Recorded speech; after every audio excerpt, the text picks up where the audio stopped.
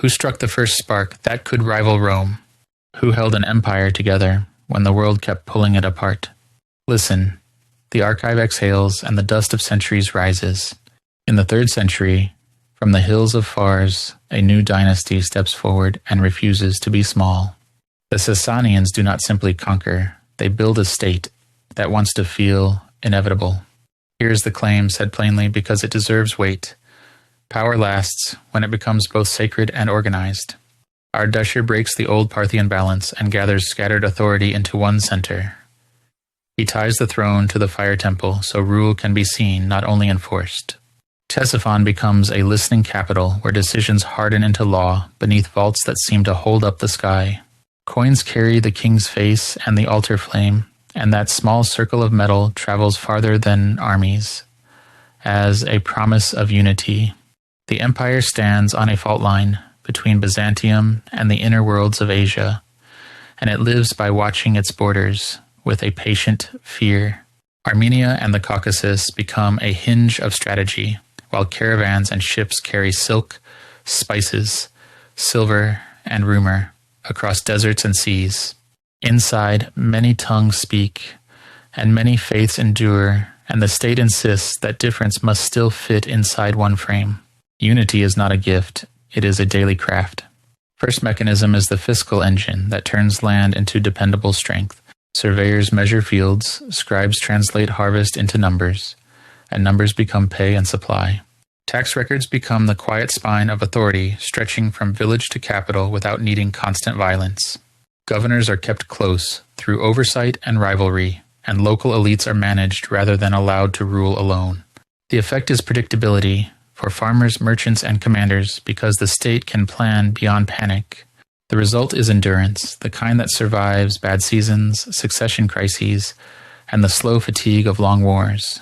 Second mechanism is the army as a system, not a burst of courage that fades with winter. Elite cavalry hits like iron, yet victory depends on roads, granaries, and discipline. Forts guard passes, garrisons hold lines, and messengers stitch distances into one nervous system of command.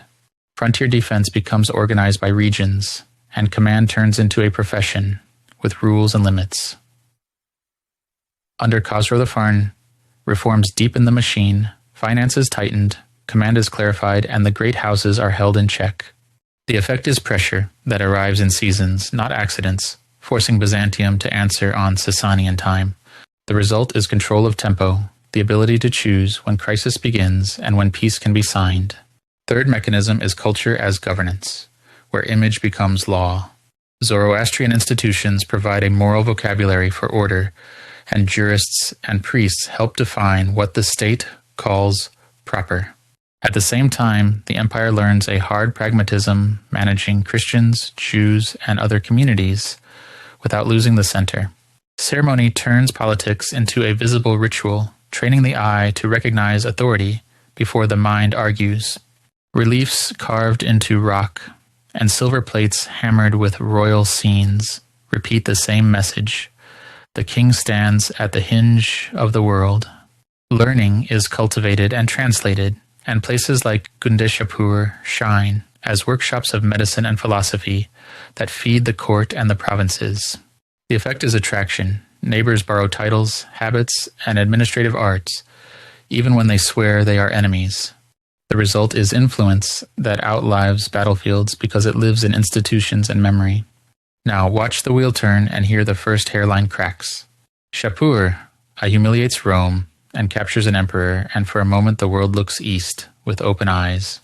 Yet centuries of war grind treasure into dust and turn borderlands into a permanent wound. Each victory costs coin, each setback costs legitimacy, and legitimacy is the currency that keeps governors loyal when fear is no longer enough. Khosrow II reaches for total triumph and stretches the realm thin across too many fronts and too many promises. Then the counterstroke comes. Heraclius strikes deep, sanctuaries burn, roads empty, and the heartland feels war in its own breath. Succession fractures the court into rival claimants, and trust collapses faster than walls. Plague and exhaustion drain the land, revenue falters, and the army loses cohesion at the moment it needs it most. Then the Arab conquests arrive, with speed and conviction, and the old edifice falls into a new age. But listen, a fallen banner does not erase a blueprint. Sasanian officials and scribes carry their craft into new courts, quietly teaching revenue, correspondence, and control. Methods of taxation and records survive under new names, and the habit of bureaucracy remains because states still need order. Court ceremony migrates, Persianate statecraft spreads, and what once served Ctesiphon begins to shape later capitals, in different faiths and different tongues. In the Abbasid world, Iranian administrative habits echo and deepen, and the Persian language returns as a high vehicle of thought and kingship. By the 11th century, the Sasanian past still breathes, not as a museum, but as a living inheritance inside new empires. Think of the circle of justice, not as a shape, but as a logic that kept the sun rising over Ctesiphon. No kingdom stands without an army, no army without wealth, no wealth without agriculture, and no agriculture without justice. This was the Sasanian compass. They understood a truth that modern states still struggle to learn. A king's crown is held up by the calloused hands of the furthest farmer. Justice was not a moral luxury, it was the fuel for the engine of state. When the machine stalled, the borders bled. Today, the great arch of Takhkasra stands like a broken rib against the desert sky, a skeleton of an idea that refused to vanish. You see it in the geometry of modern domes, the etiquette of high courts, and the very way we organize the world's archives. History is not a line that ends in a grave, it is a pulse that changes rhythm. The Sasanian pulse moved from the sword to the pen, from the fire temple to the library. The empire did not simply disappear, it translated itself into the future. Look closely at the architecture of power today, you might just find a Sasanian ghost smiling back from the blueprints. If you want history told like a voice from the archive, stay here and we'll open the next page together.